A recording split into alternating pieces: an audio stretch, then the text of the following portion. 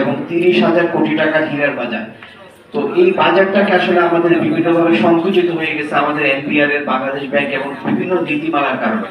আমি আশা করি যে আমাদের নতুন যে বোর্ড আমরা পেয়েছি বা পাবো, এই বোর্ডের মাধ্যমে আমরা আসলে এই বাধাগুলো অতিক্রম করবো, যেন স্বর্ণ সহজলভ্যতা হয় এবং এটাকে ইম্পোর্ট যেভাবে সহজভাবে করা যায় তেমনি এক্সপোর্ট যেন হয়। আমাদের জানোয়ার ভাই বললেন যে বাংলাদেশে এত সূক্ষ্ম শ্রমিক আছে যেটা ওয়ার্ল্ডের অনেক দেশে নাই।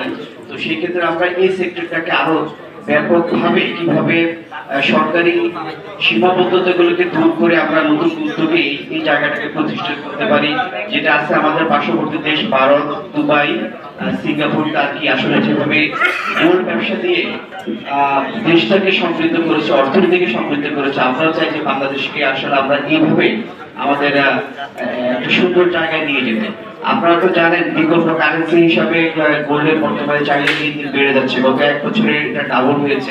বিশ্বের বিভিন্ন দেশ কারেন্সি হিসাবে এখন আসলে ডলারের পরিবর্তে গোল্ড রিজার্ভ করতেছে। তাহলে গোল্ডের এই মার্কেটটাকে আমাদের আরো অনেক দূরে এগিয়ে নিয়ে যাওয়ার আছে। আমরা আশা করি যে আমাদের ভবিষ্যৎ কমিটি এই বিষয়ে কাজ করবে। থ্যাংক ইউ সবাইকে। আসসালামু আলাইকুম। অসংখ্য ধন্যবাদ ইকবাল চৌধুরী জুয়েল। এ পর্যায়ে কিছু বলবেন আজাদ আহমেদ, নবনির্বাচিত কমিটিতে তিনি সহসভাপতি হিসেবে দায়িত্ব পালন করতে যাচ্ছেন। আমি তাকে কিছু বলবার জন্য অনুরোধ করছি।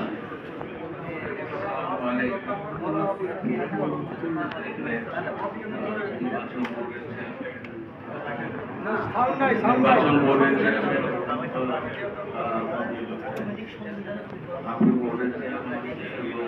আমাদের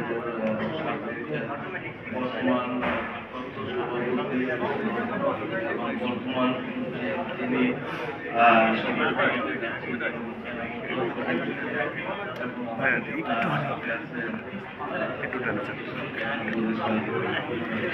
একটু